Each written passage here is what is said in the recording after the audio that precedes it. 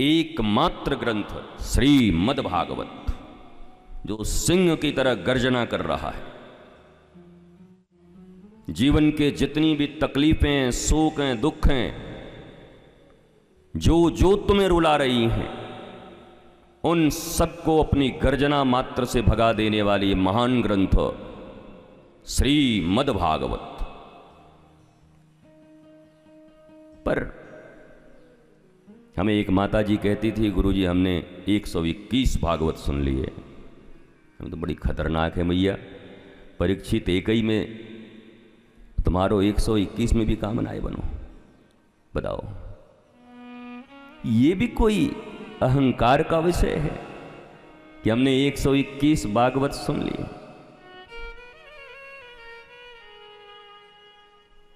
ये भी कोई अहंकार का विषय है कि हमने इतनी कथाएं कह दी हैं? बात तो परिणाम के ऊपर है। परिणाम क्या हुआ इसका? क्या वो परम विश्राम, परम संतोष, जीवन का परम धन, जिसके प्राप्ति के बाद अब मैं कृत्य कृत्य भयं गुसाई, न कुछ करना बाकी रहता है, न कुछ पाना बाकी रहता है, पर लोकाचार में जैसे भगवान इस धराधाम पर आकर करते रहते हैं, तो लोकाचार में करो। मजबूरी न हो, मजदूरी न हो, न मजबूरी हो न मजदूरी हो, मस्ती हो फकीर की, कि समय बिताने के लिए करना है कुछ काम।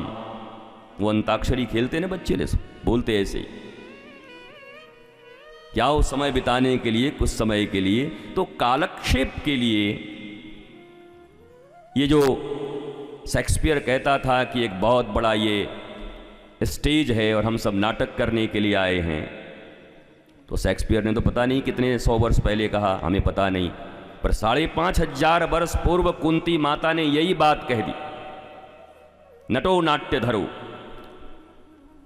ये जगत एक स्टेज है और हम सब नाटक करने के लिए आए हैं, और अपनी नाट्य कला का प्रदर्शन जो जितना अच्छा करेगा, दर्शक भगवान ठाकुर जी राधा रानी को लेकर बैठे हुए हैं, और देखे तो कैसा नाटक करता है।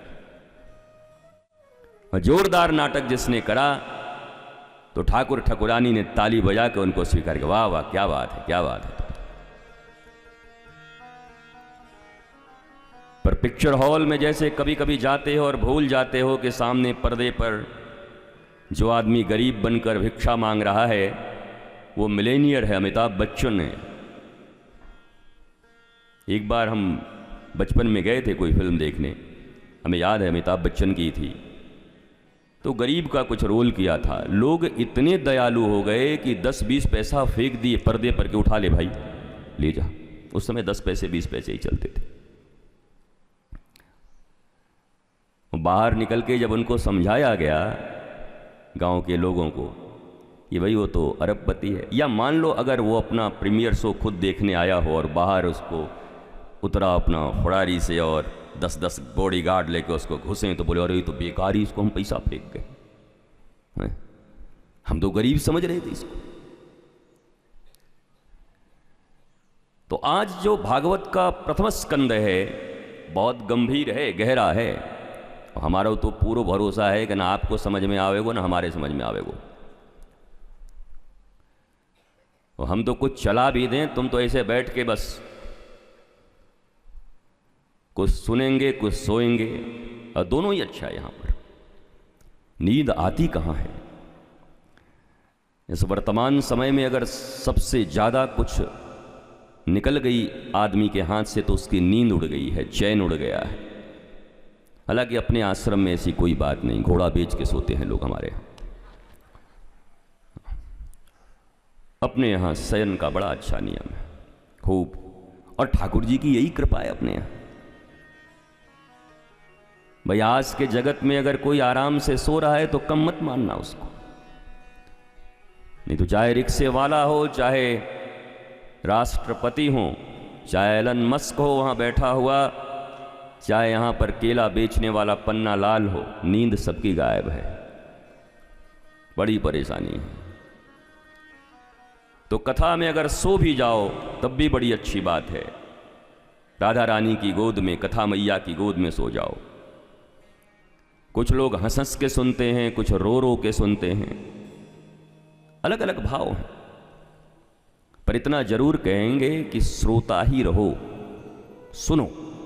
सुनना बहुत जरूरी है। सबसे बड़ी समस्या यह है कि सब कोई बोलना चाहता है, सुनना कोई चाहता नहीं। अब बड़े पते की बात सुनो, तुम बोलोगे वही जो तुम जानते हो, पर सुनोगे तो बहुत कुछ जानने का अवसर है तुम्हारी जिंदगी में। पर हम हर समय बोलते ही रहते हैं, ऑलवेज।